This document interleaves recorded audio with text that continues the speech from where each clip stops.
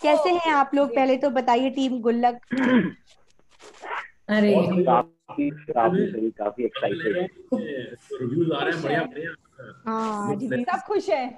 Reviews आएंगे yup. ही, क्योंकि series ही इतनी इंटरेस्टिंग है, तो ऑफ कोर्स आएंगे।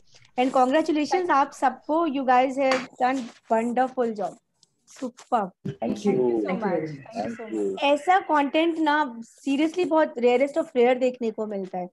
तो कैसा लगता है जब ऐसी कोई सीरीज ऑफर होती है? तो कैसी फीलिंग आती है? इस तरीके के कंटेंट तो कहीं खोए हुए हैं बहुत आजकल, तो कैसा लगता है? और आप सबसे जानना चाहूंगी कि कैसे अप्रोच किया गया था इसके लिए, गुल्लक के लिए, आप लोगों को? तो मैं शुरू। शुरू करूं? जी सर। हाँ हाँ बिल्कुल। तो सीजन 1 जो था वो उसमें जब ये मेरे पास आए तो थोड़ा डर था कि यार टेलीविजन में करता नहीं हूँ, तो मैंने कहा यार ये टेलीविजन का दूसरी बहन है या दूसरा भाई है, जो भी है वैसा कुछ है तो मुझे करना नहीं है। हम्म। हम्म। बहुत एप्रीहेंसिव था, बहुत स्केप्टिकल था मैं। हम्म। तो पढ़ा, जब उसके बाद पढ़ा उसको तो मजा आया। फिर उसके बाद जब उसकी नरेशन सुनी तो फिर ये हुआ कि नहीं भाई ये तो करना है। और हम्म। उसकी सीधी सिंपल सी बात ये थी कि ये कनेक्ट करती है दिल से, रिलेट करती है, हम्म। हर कैरेक्टर रिलेट करता है, हर सिचुएशन रिलेट करता है। उस जो परिवेश है, जो middle class, salary class, middle class families जो है हिंदुस्तान के कोने कोने में, irrespective of the region they are या living in, या या तो हर हर बंदा उससे रिलेट करता है और उसके अंदर एक गुदगुदाने वाली क्वालिटी, एग्जैक्टली।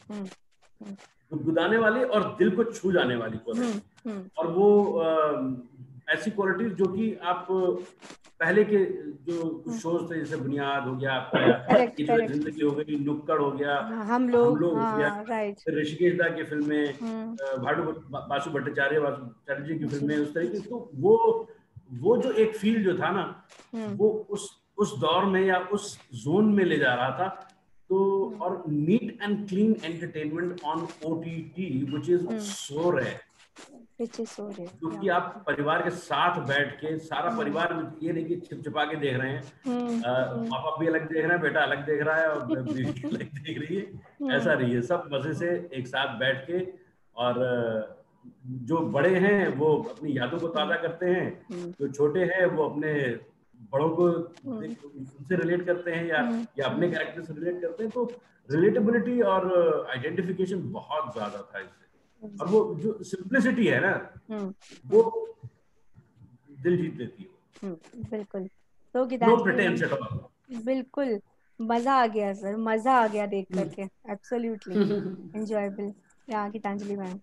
आ, मुझे लगता है, मुझे जब पहले सीजन में जब ये सीरीज के लिए पूछा गया था तो they were very sceptical about me because I am Maharashtrian. तो मेरी हिंदी हो लग रहा था कि वो जो बिल्कुल एक पर्टिकुलर एक्सेंट है यूपी का, जो मैं बोल पाऊंगी कि नहीं। तो मैंने निखिल और अमृत को बोला कि आप ट्राई कीजिए, हम जब रिहर्सल करेंगे अगर आपको किसी भी मोमेंट पे लगा कि मैं नहीं कर पा रही हूँ तो आप मुझे सीधे सीधे बता दीजिए, मुझे कोई प्रॉब्लम नहीं है, because I am a theatre actor, I know what kind of process is required, and if you at any point feel कि नहीं ये सही नहीं हो रहा, तो आप मुझे बता दो उतने ही ओपननेस से। ऑफ कोर्स बुरा लगेगा लेकिन that's part of our job. तो जब हम रिहर्सल्स कर रहे थे तो मतलब मैंने तो मन में ठानी हुई थी कि मुझे कुछ भी करके करना है, क्योंकि क्या हो जाता है आजकल कि जब आप मराठी हो तो आपको मराठी कैरेक्टर्स मिलते हैं, आप अगर हिंदी भाषी हो, आप यूपी से आते हो तो आपको सब यूपी के कैरेक्टर्स मिलते हैं। तो मुझे वो कहीं ब्रेक करना था, क्योंकि मैंने जिन एक्टर्स को देखा है बचपन से, चाहे वो नसीर जी हो, ओम पुरी हो, स्मिता पाटिल हो, तो इन सब लोगों ने पता नहीं, मतलब स्मिता पाटिल मिर्च मसाला में वो गुर्जर स्त्री है, यहाँ पे अगर आप कथा में अपना भूमिका में देखो तो मराठी हंसा वाडकर है। तो अलग अलग पेसन जी करते हैं, नसीर जी अर्ध सत्य में इंस्पेक्टर करते हैं, मराठी इंस्पेक्टर करते हैं ओमपुरी जी। तो ये सब देखा हुआ था बचपन से, तो मुझे I have idealised these roles. तो मुझे लगा कि हमें अलग अलग किरदार निभाने हैं, तो हमको कुछ कोशिश करनी पड़ेगी, कुछ मेहनत लेनी पड़ेगी। कि मैं महाराष्ट्र हूँ तो मैं मराठी ही कैरेक्टर्स निभाते रहूँ और दम, तो क्या मजा है उसमें। तो वो तो मैं निभा ही रही हूँ जिंदगी में, तो कुछ अलग अगर जी पाए, इसी यही तो एक्टर का मजा है। तो इसीलिए मेरे लिए वो चैलेंज था। और मुझे बहुत खुशी हुई जब गुल्लक 1 के बाद मुझे बहुत सारे कमेंट्स ऐसे आए जिन्होंने शायद मुझे पहली बार देखा था स्क्रीन में, क्या हमें तो पता ही नहीं था आप महाराष्ट्रियन हो, हमने देखा आपकी फिल्में कोर्ट और ये सब हैं, तो आई वाज वेरी हैप्पी। और ऑफ कोर्स गुल्लक 2 में मुझे वो कॉन्फिडेंस आ गया था कि हाँ, मतलब मैं इतना अलग नहीं दिख रही हूँ इन सबसे, तो I am part of, accepted as a part of ensemble, so that was very soothing. और ऑफ कोर्स वो फील वही है इस सीजन में जो मुझे बहुत अच्छा लगा, क्योंकि कभी कभी क्या हो जाता है कि गुल्लक मतलब कोई भी सीजन 2 बनता है तो कहीं और ही चला जाता है वो ना,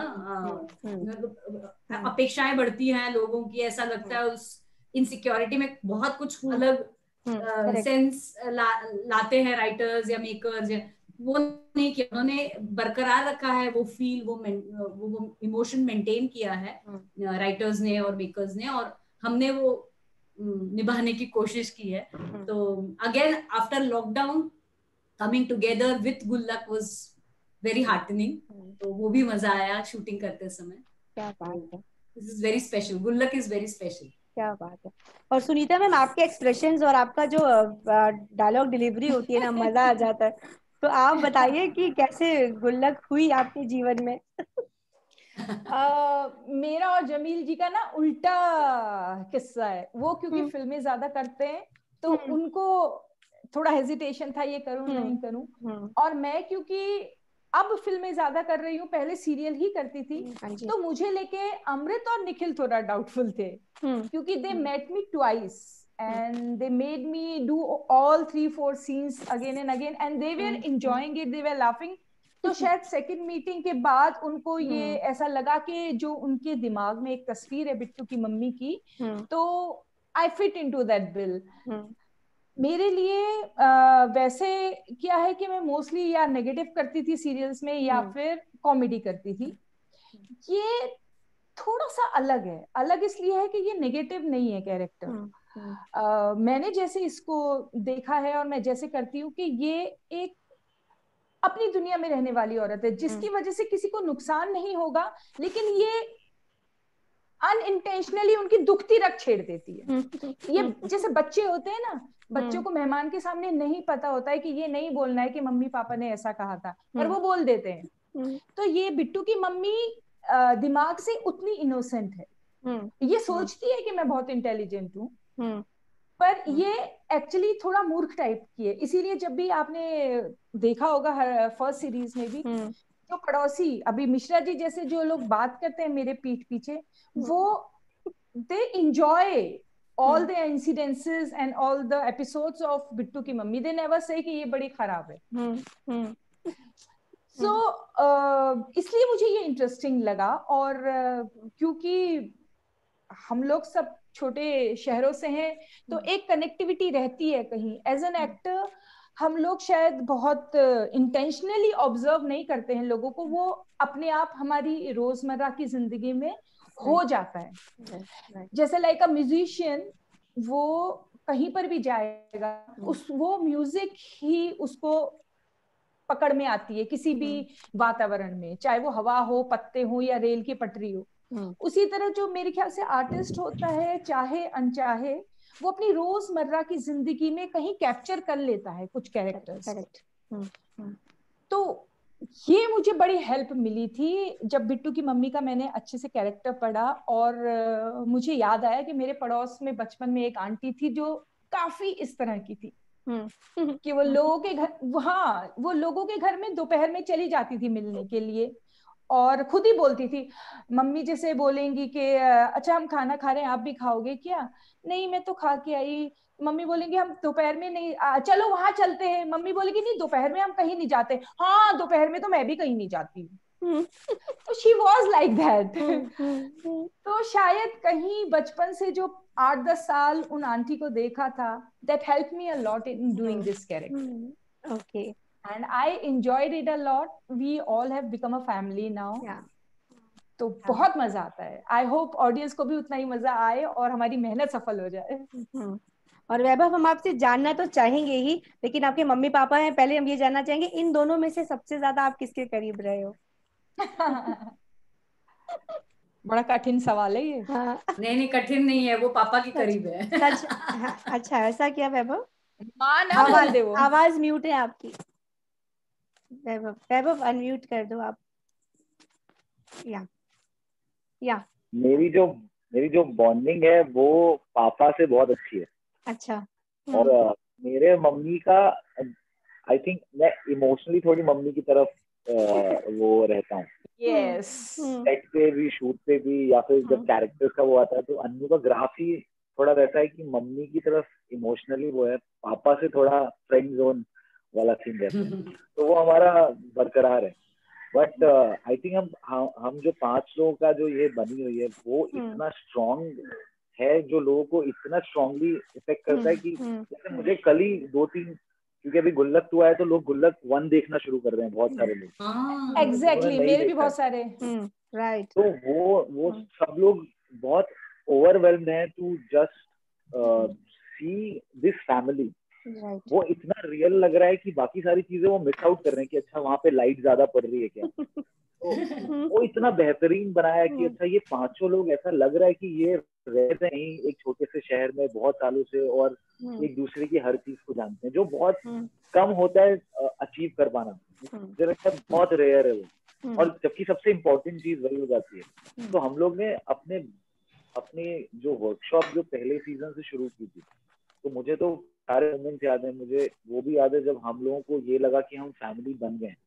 तो हम लोग वर्कशॉप कर रहे थे 5-6-8 दिन, और एक बार एक जगह पे हमें जाना था, कोई मीटिंग थी हम चारों की, मैं, पापा, अमन और मम्मी। तो हम मेरे घर पे वो रिहर्सल था। तो सब लोग मम्मी पापा अपने कपड़े लेके आए थे और मैं घर पे तैयार हो रहा था, अमन भी आया था। तो हम लोग सब तैयार हो रहे हैं साथ में। मम्मी बोल रहे थे तुमने ये क्यों पहना, और वो जानबूझ के नहीं हो रहा था। एंड पापा भी थे, वर्कशॉप की हमने। एंड फिर हम गाड़ी में बैठे, तो पापा मम्मी आगे बैठे, मैं और अमन पीछे बैठे, और हम लोग जुहू पे गए। और तो वो मेरे लिए वो एक ऐसा, मैं मजाक कर रहा था बट अंदर अंदर वो जो होता है ना आपका कैरेक्टर, आपकी फैमिली, वो धीरे धीरे वो मुझे उस दिन दिखा। आई थिंक 5वां या 6ठा दिन था। तो मुझे लगा यार ये बहुत सुपर्ब चीज हो गई है जो भी चीज है। एंड आई थिंक हम 5 सेम बैकग्राउंड हमारा बहुत एग्जैक्टली मैम जैसे महाराष्ट्रियन है, तो बहुत क्लोज है। सब मिडिल क्लास फैमिली से बिलोंग करते हैं, सबने वही चीजें देखी हुई हैं। और इस गुल्लक फर्स्ट या सेकंड दोनों की सबसे अच्छी बात है कि इतनी सिंप्लिसिटी के साथ इतनी बड़ी बड़ी बातें बोली गई हैं, जो बहुत बड़ी बात, राइट, कर पाना बहुत मुश्किल है। मतलब इतनी स्क्रिप्ट आती हैं हम लोगों के पास, इतने चीजें आती हैं, बट ये चीज अचीव कर पाना बहुत बड़ी बात है। तो आई थिंक हम लोग, मतलब मैं अपने आप को बहुत लकी मानता हूँ कि मैं इस सीरीज का, हम लोग सब बहुत लकी हैं कि हम सब बहुत लकी हैं। एग्जैक्टली, बहुत लकी। क्योंकि ना एक और बहुत रिचा बहुत इम्पोर्टेंट बात है कि हम सब ना बहुत ओपन है। कोई ऐसे ना मतलब कंफर्टेबल है एक दूसरे के कोई साथ, और बहुत कंफर्टेबल है और बहुत ऑनेस्टली सब एक साथ आए हैं। ये बहुत रेयरली होता है पूरे एंसेम्बल में। मतलब एक दूसरे की मदद करते हैं, एट द सेम टाइम नोकझोंक भी होती है, एट द सेम टाइम प्यार भी होता है, सब है। एंड इट्स ऑल ऑनेस्टली एक दूसरे से ये कोई ना ऐसे टेढ़े लोग नहीं है, कुछ भी नहीं है। बहुत बहुत और वो फील भी है, शो का भी वो फील है। अगर एक भी हम में से ऐसा होता तो वो शो का फील भी चला जाता। करेक्ट। मैं एक बात बोलना, हम लोग बोले ना, सॉरी, नहीं, वो जो तुम बोल रहे थे कि एक दिन तुम्हारे घर पे ही सब रेडी हुए, मुझे याद है, उसी से मुझे याद आया जब लखनऊ में पिछले हमारा लॉन्च था, तो सबको अलग अलग कमरे दिए थे, लेकिन still everybody was in mummy papa's room. पापा भी वहीं आ गए, मम्मी भी वहीं है, मैं भी वहीं, और बाद में अन्नू और वैभव वहीं। तो ऐसा लग रहा था कि जैसे एक फैमिली ट्रिप पे निकले हैं लखनऊ, और एक कमरे में आ जाओ, यही कॉफी बना के पी लेते हैं, जब बोलेंगे चलो रेडी है कॉन्फ्रेंस तो चलेंगे। तो एक सचमुच में ये एक ना परिवार वाली फीलिंग है साथ में। मैं तो जबकि मिश्रा परिवार की उस तरीके से हिस्सा नहीं हूँ, और थैंक यू सो मच। मैं एक छौकी की जैसे आप नहीं होंगे तो मिश्रा परिवार होगा। नहीं नहीं, हाँ, तो दाल वाला तड़का हो। एक्चुअली तो ये सचमुच में मुझे भी लगता है कि हाँ, मैं तो मतलब जरूरी चाहिए, कोई पड़ोसी हो ना हो, ये तो चाहिए ही चाहिए।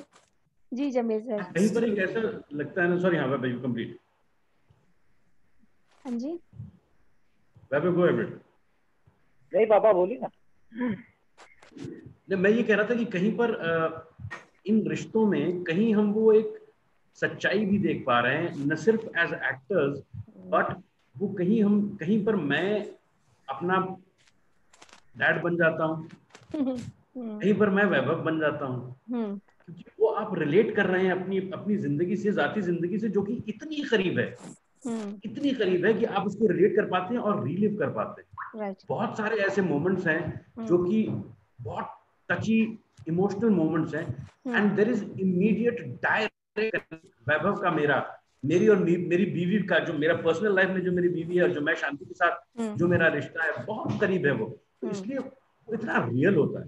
इसलिए मुझे ऐसा लगता है कि हम लोग अपनी पर्सनल जिंदगी का हिस्सा कुछ जी रहे हैं इसमें, क्योंकि बाकी जो ऑडियंस है जो उसको देख के इतना ज्यादा रिलेट कर पा रही है।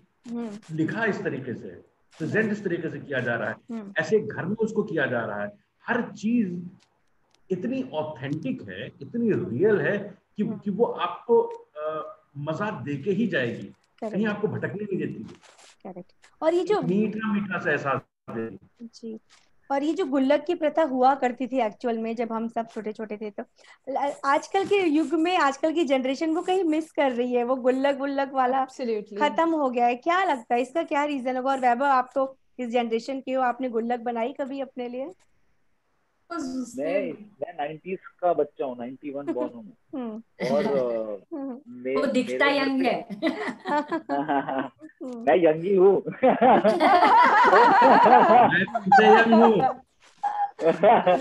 तो मेरी परवरिश रही है, जहाँ से मैं आता हूँ, मैंने बहुत गुल्लकें बनाई हैं, मैंने बहुत पैसे चुराए हैं, और हम बिल्कुल गुल्लक जो, इसीलिए मैं कल भी मैं ये बोल रहा था कि ये मेरा बहुत पर्सनल शो है मेरे लिए, क्योंकि जब मैं यहाँ पे एक्टर बनने आया था, यहाँ पे शुरू किया था, और जब मैंने देखना शुरू किया चीजें, फिल्म, शोज, और मैं सिर्फ यही मिस करता था कि यार आप जा तो रहे हो वहां पे, बट क्यों नहीं जा पा रहे हो पूरा, आप प्रॉपर क्यों नहीं दिखा पा रहे हो कि लाइट का प्रॉब्लम होता है, बिल का प्रॉब्लम होता है, पैसे नहीं होते हैं, आप पैसे चुराते हैं, आप कुल्फी खाने, मतलब बहुत सारे वो हैं। तो मैंने तो गुल्लक भी बनाई है, मेरे घर पे अभी भी गुल्लक है, मेरे गांव में भी गुल्लक है, तो वो प्रथा रही है और वो हमेशा रहेगी। तो मैंने तो पूरा मैं बहुत प्यारा रहा है मेरा बचपन, तो गोबर कंडे सब रहे। सीजन 1 देखने के बाद मेरी बेटी अभी 9.5 साल की, बेटा 6 साल का है, तो देखने के बाद दोनों, बाबा वी नीड अ गुल्लक। तो दिया आपने हालांकि वो मिट्टी वाला मिला नहीं है। सॉरी, नहीं, मुझे और एक अच्छी बात लगी कि बहुत सारे लोगों ने ना बहुत सारे लोग ये शब्द भूल गए थे। एवरीबडी आजकल के बच्चे पिगी बैंक गुल्लक, और स्पेशली बहुत सारे जो मेरे महाराष्ट्रियन फ्रेंड्स हैं उनको ये शब्द पता ही नहीं था, गुल्लक। So I was very happy कि this new word was again introduced to some people who didn't know about. I knew it क्योंकि and especially that मिट्टी वाली जिसको फोड़ के पैसे निकालते थे, गुल्लक ही कहते थे। तोड़ने का भी मन नहीं होता था उसको। वो उसमें चिमटी डाल के निकालते थे, मैं तो चिमटी डालता था। और ऐसे से हिलाओ तो कभी सिक्का निकल आता था, हिलाते हिलाते कभी। राइट। जिसके घरों में ऐसे आईब्रोज बनाई जाती थी, वो 25 पैसे में तो कुल्फी आ जाती थी ना, तो ऐसा जमील सर, बहुत टाइम से ना मुझे एक क्वेश्चन पूछना था आपसे, इतने नेचुरल एक्टर कैसे हैं आप? ऐसे लगता है कि ये कैरेक्टर आपके लिए ही बनाया गया है, इसके पीछे कुछ कैरेक्टर मेरे लिए ही बना था, मैं बता रहा हूँ आपको। कोई भी कैरेक्टर आप करते बिल्कुल डूब जाते हैं इसके पीछे। Thank you so much. वो मेरे ख्याल में वो हमारी जो ट्रेनिंग रही है, जहाँ से शुरू किया है हमने, थिएटर से शुरुआत की है हमने, और जिंदगी को ऑब्जर्व करने का जो एक नजरिया है ना, और उसी जिंदगी को एज इज पेश कर देना ही आई थिंक एक्टर की जीत होती है। और मेरे ख्याल में to go over the top और ज्यादा कुछ करना ज्यादा आसान है। एग्जैक्टली, बहुत सही, वो बहुत मुश्किल काम है, सबसे मुश्किल है। हाँ, तो वो लगता बहुत आसान है लेकिन उसके लिए ज्यादा मेहनत करनी पड़ती है, क्योंकि थोड़ा सा ऊपर जाना ना बहुत आसान होता है, वो बैलेंस मेंटेन करना थोड़ा मुश्किल होता है। और उसी की कोशिश रहती है, और जो हमने अपने सीनियर से सीखा है, जो हमारे इंस्पिरेशन रहे हैं, जो जिनको हम आइडलाइज करते हैं, उनको देख के और अपने क्राफ्ट पर पकड़ रखना वो एक एक्टर का काम है। और क्योंकि इतने सालों से काम कर रहे हैं और ऊपर वाले का करम है कि अच्छे लोगों के साथ काम किया है, बीट थिएटर और बीट फिल्म, कहीं कहीं भी थोड़े बहुत रहे हैं, मतलब जिनसे ज्यादा मुतमईन नहीं हुए, लेकिन that's okay, that's a part of the game. कुछ आप पाते हैं, कुछ नहीं पा पाते, वो आप जुआ तो एक रहता है ना किसी प्रोजेक्ट में।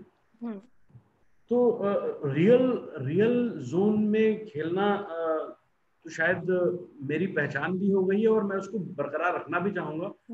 मैं हालांकि कभी कभी वो एक चाहत होती है ना कि यार थोड़ा सा कुछ ऐसा वाला करो, थोड़ा लाउड करो। मैं बताता हूं, पापा ना नटोरियस एक्टर हैं, बहुत ज्यादा, इतने ज्यादा नटखट, वो जो बच्चे नहीं होते हैं। तो मेरे सामने क्या था कि मेरे सामने 3 धुरंधर बैठे हुए हैं, एक मम्मी पापा और बिट्टू की मम्मी। तो मेरा क्या होता था, अगर फ्री डेज है तो मैं आके देखता था कि अच्छा क्या। और पापा के साथ क्या मैंने सेकेंड सीजन में बहुत, फर्स्ट सीजन में तो हम लोग बहुत तेज कर रहे थे, सेकेंड में मैंने यही जो आपने बात, जब मैं सीन भी कर रहा होता था या जब ये मेरे सामने परफॉर्म कर रहे होते थे, या जो पहली बार तो परफॉर्म नहीं करते रहते हैं, तो मैं बस यही सोच रहा था कि ये अचीव कैसे होगा, ये रिलैक्सेशन कब आएगा लाइफ में, जहाँ पे आपको कुछ करने की जरूरत नहीं और वो हो जाते हैं। एंड आपको सीखने को भी बहुत मिलता है, क्योंकि अगर मैं और पापा या हम चारों सीन कर रहे हैं पांचों, तो जिस लेवल पे ये लेके जाते हैं, अगर इम्प्रोवाइजेशन भी होता है तो आपको सेकंड सीजन में बहुत कुछ अलग अलग चीजें दिखेंगी जो उन्होंने की है। तो हम लोग ना दंग हो जाते थे कि ये कैसे हो सकता है, यहाँ तक कैसे जा सकता है आदमी। तो वो बहुत वैसा रहता है। तो टाइम का बहुत लिमिटेशन आ रहा है, लगातार बहुत सारी बातें करनी थी बट अनफॉर्चुनेटली नहीं कर सकते। बहुत मजा आ रहा है। एक एक लाइन में बस जानना चाहेंगे गुल्लक आप लोगों के लिए क्या है। तो वैभव आप बताइए, गुल्लक इज व्हाट टू यू, क्या है? मेरे लिए मेरा बचपन है। ओके, और गीतांजलि मैम? मेरे लिए बहुत प्यार भरा गुल्लक है ये। जमील सर? गुल्लक मेरे लिए मेरा पूरा परिवार है। क्या बात है। बिट्टू की मम्मी आप बताइए। मेरे लिए गुल्लक की खनक है, खट्टी मीठी यादों के साथ। राइट, क्या जवाब दिया। तो मजा आ गया, थैंक यू सो मच, बहुत ज्यादा मजा आ गया बात करके। And wish you all the best. Super duper hit होने वाली है, बट वैसे हम सब देख चुके हैं तो अंदाजा लग गया है। Thank you so much. तो गुल्लक 3-4 भी आएगी। आप लोग ऐसे बोल रहे हो, हम लोग ने देखी नहीं है, तो मतलब ऐसा लग रहा है कि ये इनको कैसे पता कि मतलब ये वैसा हो गया कि हमें भी बताओ ना क्या हुआ। हम लोग अभी भी टेंशन में है रिचा। नहीं, अब हम सस्पेंस में रख रहे हैं। हाँ, तो हम स्पॉइलर नहीं देंगे। हाँ, same here and thank you so much guys. Wish you all the best. Stay safe. Bye bye. Thank you, take care, bye bye.